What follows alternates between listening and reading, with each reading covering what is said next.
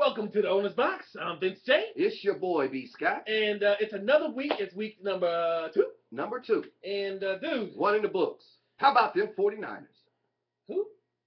Who? What the UB don't get no branch? You better recognize. Oh, yeah, dude. My Steelers well, we didn't get trounced, but it wasn't good. Yeah, you wasn't the 49ers, though, but you better hope next week. Man, y'all ain't nobody. I know, we just this year's Super Bowl champs, that's all.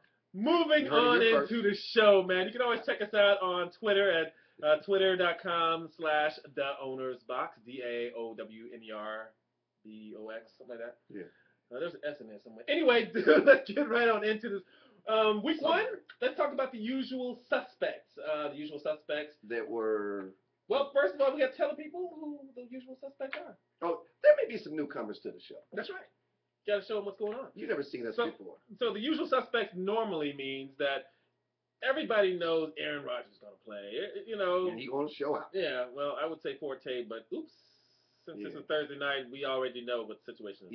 Yeah, this is not one of my always accurate pinpoint predictions that always nail it. Forte went down, and I thought he was limping, but... Well, no, I thought he was pimping, but he ended up limping. he ain't pimping, dog. He limped. He pimped in and limped out. Oh, my dude. So the usual suspect, as I said, is the guys that normally can start. It's going to be starting every week, but there's some exceptions. On their bye week, they start. This week, Wes Welker. Wow. What do you do with that cat? I'm going to hold on to him, and he's got 2 weeks. If he does a good week this week, because usually Tom Brady missed him last week.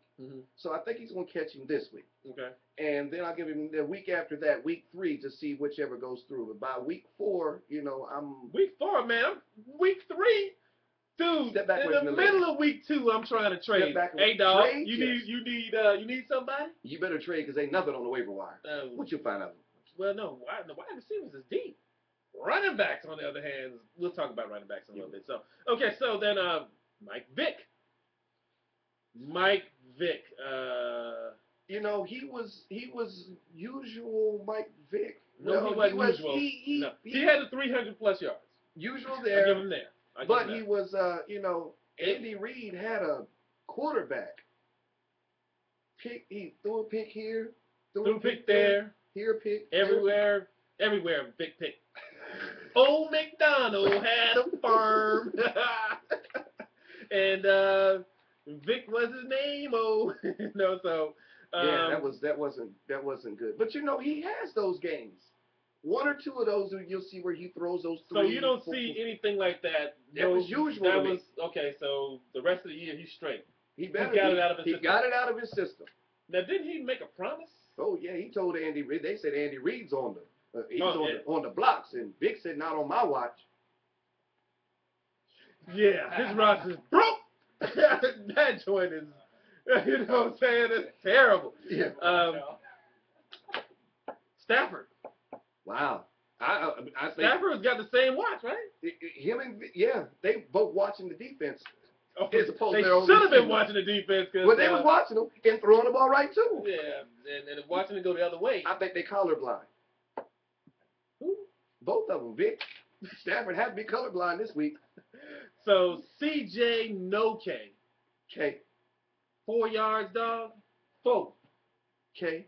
My grandmama is 84 and could have ran more than 4 yards. Yeah, he's just CJK.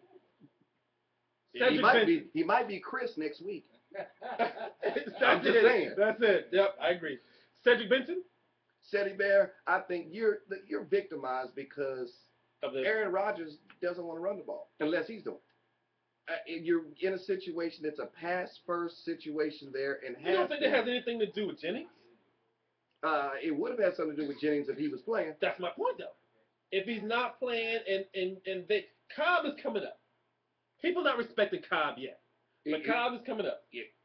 Check your waiver wire for Cobb. If he's out there in your league, you better snatch him today. Because he's gone tomorrow. Right now, for sure. If anybody was watching this game that we were looking at today, that he was gone by the second quarter in the rest of the leagues. So. Oh my gosh. I mean, I wasn't thinking about him, but dude. Real deal. Great third, for sure. Absolutely. Okay. Victor freaking Cruz. Yeah. Victor was not on Cruz. He was in Park. sure, man. Dude, what the bottom? You've been talking to T.O., right? Ooh, yeah. You must have been talking to That's T.O. not how you get a show, dog. Yeah, that's well, not actually, working. Maybe. LaShawn McCoy? Yeah. Shady was a little shady. Shady, yeah. But I still think he's the real McCoy. You know, it's week 1, folks. It was the Vic situation. 1. Definitely. I think it was because of Vic that was the whole the Vic picks that was going on. It was and they were trying to win. Yeah. But they did win. But my point is they could have just trucked people over. Dude, get the ball to Shady. That's all I'm saying. Now let's talk about changing it up just a little bit. And is it time to start dropping people? I think it's a little. If you're paranoid and you didn't have a good draft like I did, yes, it is time to get rid of folks. But if you draft right, you hold on and everything. Step back away from the ledge. It's just 1 week. Give them another week to balance it out. If they go to 0-2 or they give you 2 bad weeks, then you might package deal and trade. And then trade. Okay, so that's what I was saying. Is it time to cut or trade? Packaging them after the second. It's time to think about a package. Okay. Sometimes in the first, what about maybe trading high? Somebody didn't do well. Let's say, for instance, Deshaun Jackson. He only had 8 points. He was under 10. Then that may be someone wants to get rid of him because he was disappointed, and that would be that person's trade. Right. Get that fool. Okay. Same thing, and that's the same thing about. Would you say the same thing about CJ2K? Absolutely. Or no? You know what? You could actually steal a gem right now because someone is disappointed with the way that person played week 1. Absolutely. Throw a little trade bait out there. See if somebody bites. You might get a steal. Take that. How far do you think RG3 is going to take the Redskins? I think RG3 could take. He's going to take the team pretty far. I think he's going to end up in the 2nd to 3rd position in the league, in their conference or in their division. Which I say Philadelphia's going to win the division. So, Carl, you in New York. You heard it here first. You in New York figure out who's going to be 2nd, 3rd, or 4th. Cowboys. Romo's going to blow it at the end. You know Romo's going to blow it. He usually does. His back's against the wall. His back is against the wall. What wall? He put the wall there last year. Same thing every year, dude. He on the you wall. had the Super Bowl in your stadium, and they tore the wall down that year. Forget about that open roof. You got air conditioning on the sides, boy. That building's coming down with Romo as your quarterback. Romo, oh no. Talk to me about Andrew Luck and Tannehill as rookies, and then you might as well throw in Wilson. Tannehill was a rookie. Terrible. He's terrible. Luck was lucky. He was lucky. He played well. He played well. Some interceptions. He did what he did. Unlucky. He made rookie mistakes. Okay. He made rookie mistakes, but he did. I think he saved face. He showed me something. He will get better. I mean, I expect at least the 3 wins. Right. And Russell Wilson, you did a lot of talking as a rookie coming in because you heard what RG3 was saying about how he felt about the game itself. Right. You wanted that starting position. You got it. He didn't look terrible though. I mean, it was folks dropping the ball all day long. Drops all day long, and so that hurt him bad. He couldn't recover. He only had 160-something yards, but I'm sure could have easily had 2+ and a touch or two. One was right there. One was in the end zone. Yeah. Anyway, we'll see. Kevin Cobb, I think it's his job. Hot or not?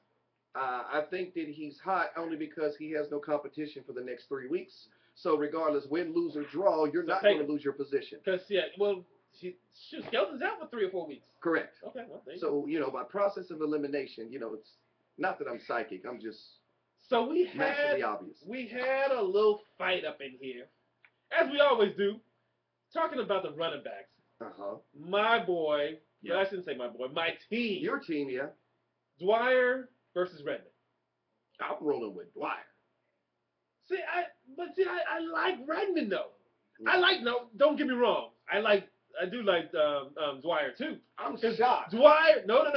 Dwyer was running folks over. That's what you get. I get that. Go through the history of the Pittsburgh Steelers and tell me when you didn't have a running back that was running folks over.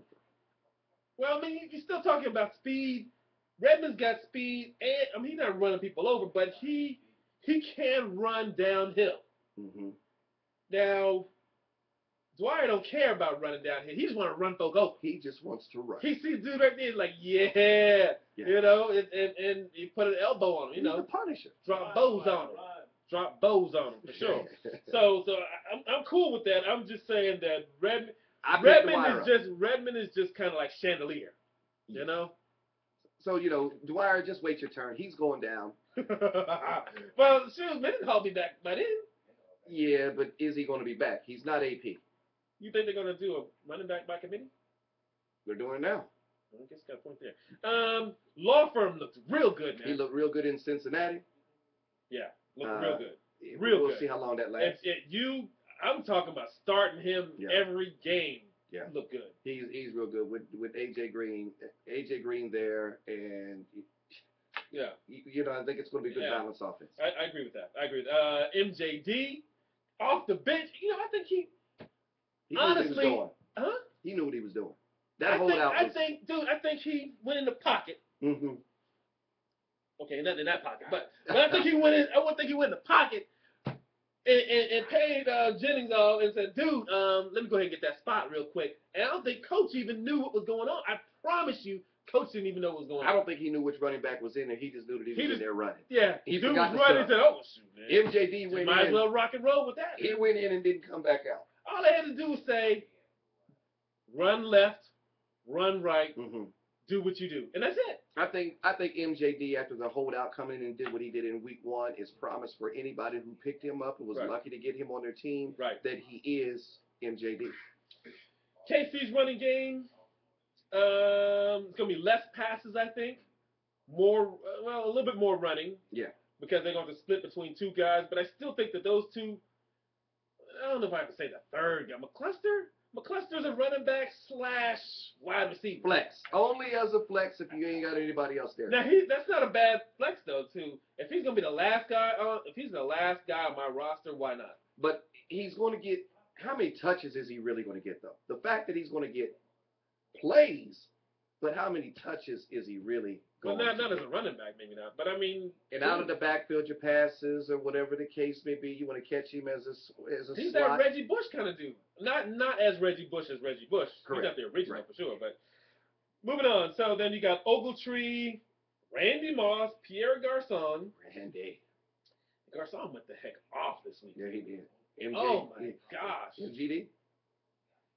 Or RG3? RG3. I was like, who's MGD? Who are you thinking about? I don't know. I wish he'd bring me one right now. A little parched. Oh, shoot. Okay, and then we've got Julio Jones. Live shows, y'all. Live. And, I know, right? Julio Jones. You get what you get. Roddy White. That's a great situation to have. It's a great situation for Atlanta, but not for doggone fantasy. You don't know who's going to be the hot end. Yeah, unfortunately. Well, actually, it's not. I don't think it's terrible. Just give both guys. All we got to do is get both guys a touchdown, and nobody could stack on nothing. Well, if your offensive line is going to give Matt Ryan the time, I think he has the ability to eat.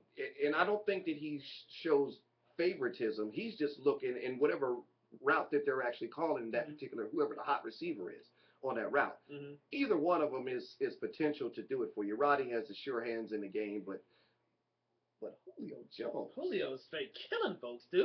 They can't. Dude, he's like, that's your shoulders off on that. Yeah, dude. he's. Oh my he's God. Anyway, dudes, guys, that is it for the show. Dudettes. We're gonna probably have we're gonna do a waiver wire pickup. You can probably catch us on. We're gonna start this little something online too. Yeah, check us out on that. Anyway. I'm Vince J. It's your boy B. Scott. And we are out. We holla at you.